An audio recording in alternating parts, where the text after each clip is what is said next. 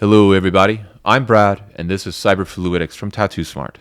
Since you've made it this far, I imagine your head is spinning and you've got a ton of enjoyment playing around with the brushes in Procreate.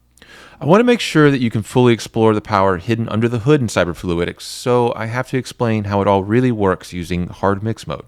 So let's dive in.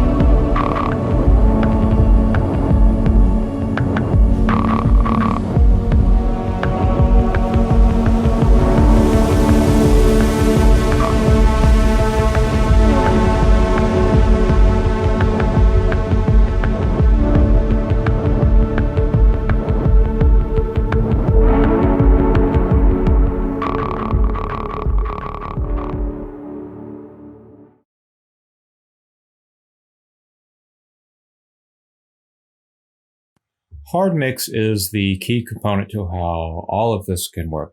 I want to show you the parallels between the brushes to the deconstructed mode of how it works.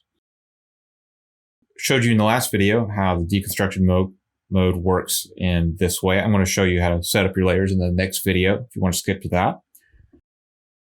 The way it works is you have on the top, there's going to be a set of values. It's going to be kind of like your more global values. It's going to be what constructs your image and makes it appear. Below that, though, is where all your patterns are going to appear. And they're going to appear pretty strange looking. Let's pull out a brush so you can see what's going on here. I choose you, memory. Let's open this up.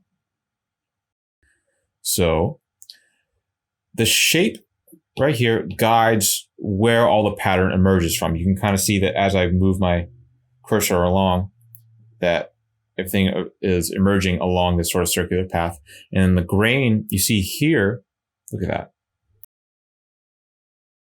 It is the true shape pattern, but it's all strung along a very long gradient.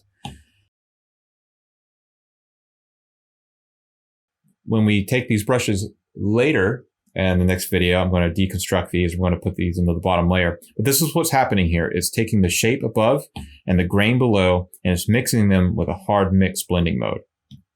And we do the same thing when we're separating them off into the layers, except the top layer is what is in the hard mix mode. But what's going on is that the top layer is looking down to the bottom layer, and it's looking to see what the value is. This substrate below is a perfect gray. It's 50-50. It's right here, you see. So what this means is that with the hard mix above, it's going to take every single pixel that is on this thing, that is on this image, and if it is above the value of the substrate below, it's going to be white. If it's darker than the substrate below, it's going to be black. I'm only talking about black and white here. Things get crazy with color and hard mix. But you see, this is what happens.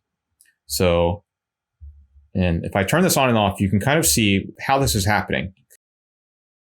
There's a little bit of darkness right here. This is exactly where the colors hit that 50% mark and get either darker or lighter.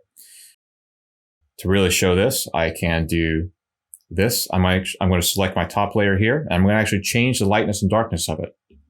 And you can see how this affects it. The same thing will happen if I adjust the curves of the layer below. Let's look at this one here too. This is the substrate that I'm using that you can see through here. There's a gradient from black to white and then just cubes of perfect value. And I'm going to take this skull and move it around, and you see what's happening here. This gradient, this is what's happening inside of those patterns. These gradients are repeating themselves inside of these patterns over and over and over again. And that's how you get all the undulation that's happening throughout the images.